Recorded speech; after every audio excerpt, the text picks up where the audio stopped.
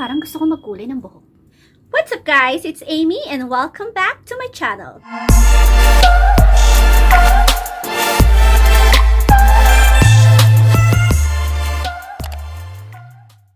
For today's video guys, so kanina gumising ako at sabi ko, parang gusto ko magkulay ng buhok.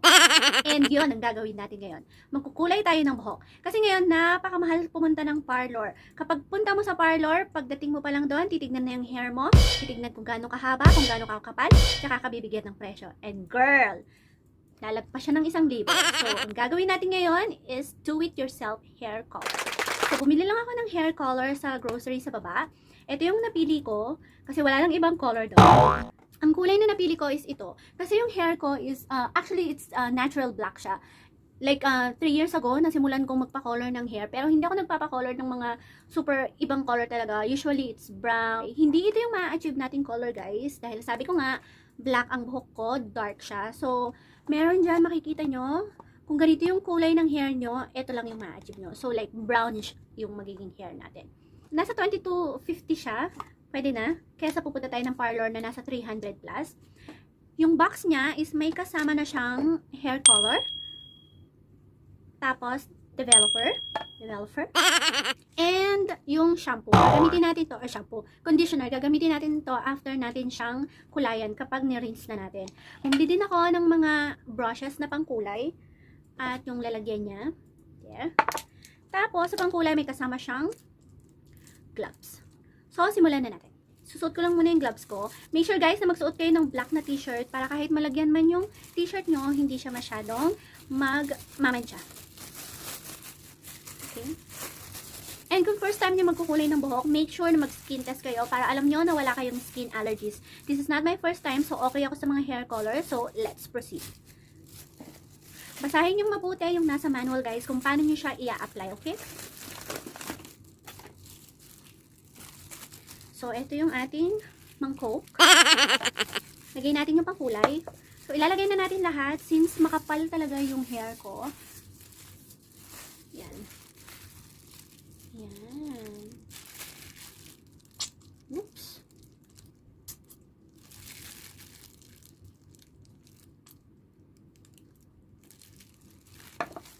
Okay, pag nailagay nyo na siya lahat dito, yung color, sama nyo na rin yung developer.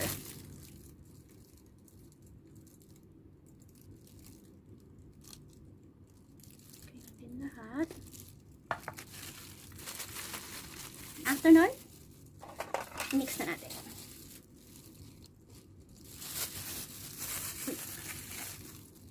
Then, i-mix na natin siya.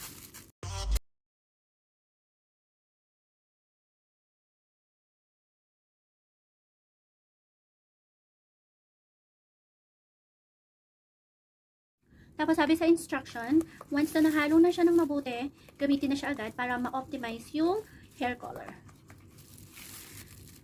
So pag ganyan na siya, I think okay na siya, pwede na tayo magsimula. So ang gagawin lang natin is ipo-portion natin yung hair natin, tapos dahan-dahan natin siyang lalagyan. Make sure lang na makakoat nyo yung lahat ng part ng hair nyo para pantay yung kulay niya.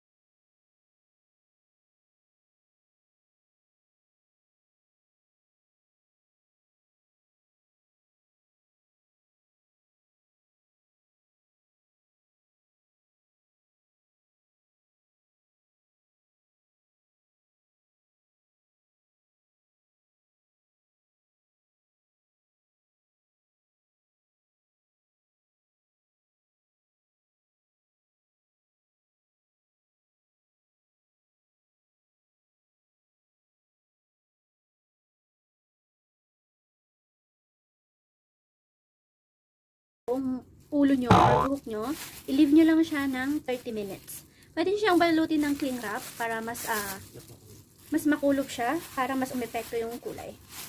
So, balutin natin siya ng cling wrap.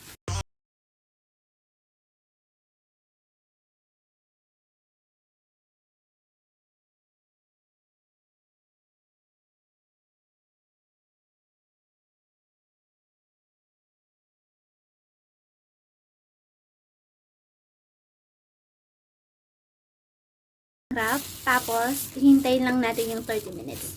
Pagkatapos nun, babandawan natin siya ng warm water. Gagamitin natin yung shampoo na kasama niya sa box. Hintay-hintay lang. And after 25 to 30 minutes, guys, binanlawan ko na siya ng warm water. Tapos, ginamit ko yung conditioner niya na galing doon sa box ng pangkulay. So, ngayon, is ida-dry lang natin siya. Gagamit ako ng blower para mas mabilis siyang ma-dry. And in fairness, ang bango ng conditioner na kasama niya.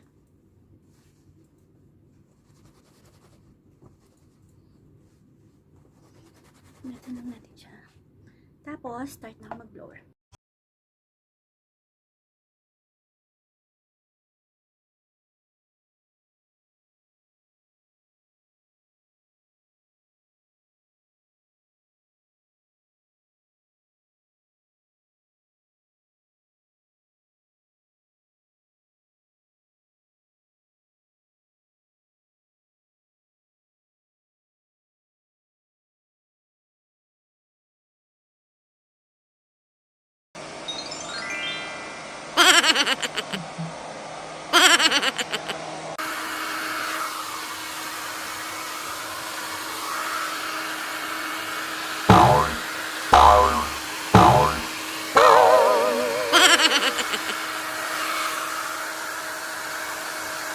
Mainit.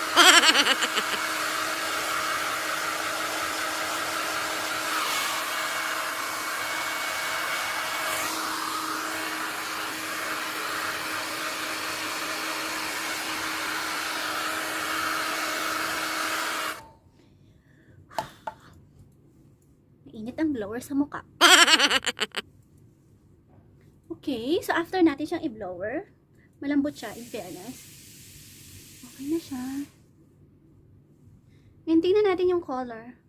Sa color niya, I think yes, kumula siya sa hair ko, and since dark nga yung hair ko, as in black talaga siya, hindi siya ganun yung ka-light ba, but brownish na siya.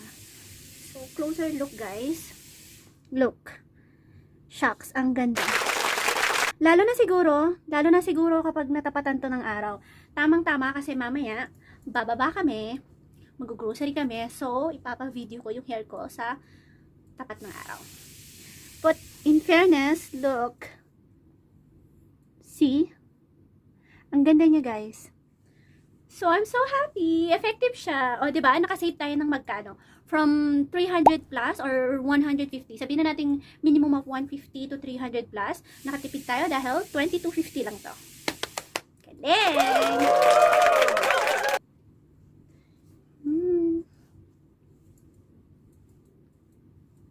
So, i-insert ko na lang yung clip dito guys nung paglabas namin mamaya para makita nyo kung anong itsura niya sa ilalim ng araw. I hope you enjoyed this video guys, and if you did, please give this video a big thumbs up, share, and subscribe. Huwag nyo rin kalimutang i-click ang notification bell button para lagi kayong updated sa mga susunod kong uploads.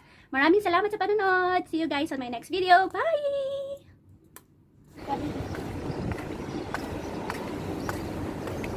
Dito.